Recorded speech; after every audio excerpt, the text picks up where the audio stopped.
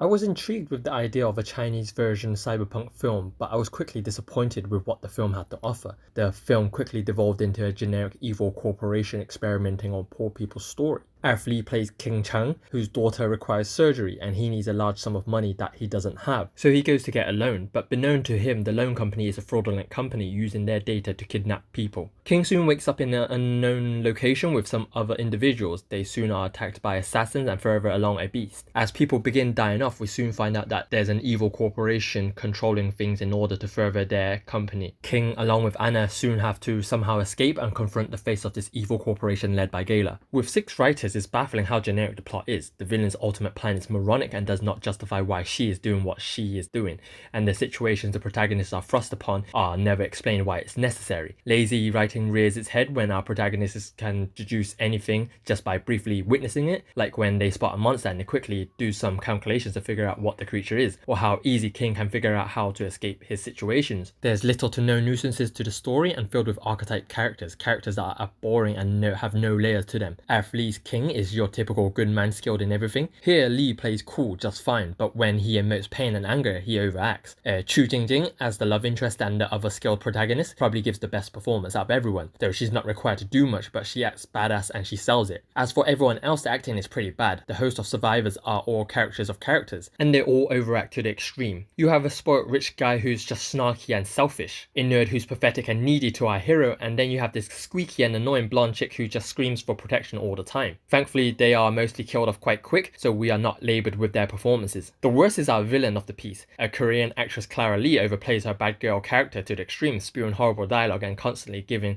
evil smiles. Accompanying Clara Lee in most of her scenes is this annoying tech guy who's just horrifically bad. Everything is made even worse when Lee and this guy have to exchange dialogue in poorly spoken and written English. There's also a very pointless cameo from Yuen, famed choreographer and brother of Yuen. He appears for about a minute or two and never to return. The film is a bit of The Matrix, Hunger Games, Blade Runner and the Squid Games, but the world they created never feels fully realised. The opening felt like it could have been this interesting cyberpunk film, but then it's quickly over, with the rest of the film taking place in the forest and an abandoned warehouse. So with a generic story, we should hope that the action can save the film, but sadly that's not the case. It's not particularly bad, it's just so bland. Matters made worse knowing that Han Guanhua, who's an experienced choreographer who's part of the Jackie stunt team, choreographed this film. Action is plentiful and varied, but each set piece doesn't quite excite. Aarif Lee showed great skills in My Brother Bruce Lee and Kung Fu Yoga. Here he again demonstrates some impressive moves, flowing with the combinations convincingly, throwing some nice kicks here and there. Jingjing also looks badass and throws herself into action with ease. It's just sad that their fights are so mundane. Matters made worse how poorly edited it is, with so many cuts. There's also some terrible editing where it will cut before the move is over and to an angle where the move is obscured. There's a scene where our survivors are chased by this CGI beast. The chase itself is okay, but the visual effects is terrible. When in motion, the creature stutters a lot and often resembling something of a PS2 game. Nearer the end, we have a fight scene with Aarif Lee and Jingjing having to face off hordes of assassins, as well as Jackie Chan stunt member Temur Mamisashvili and Mexican actress Mayela. The fight itself shows hints of creativity, but it never evolves to anything great, with some odd wire work here and there. Mayela gets to do more in terms of fighting, but Temur doesn't really get to show his skills other than some basic axe swinging. It's hard to recommend this film. The plot is weak and action bland. There are better films out there to pass your time.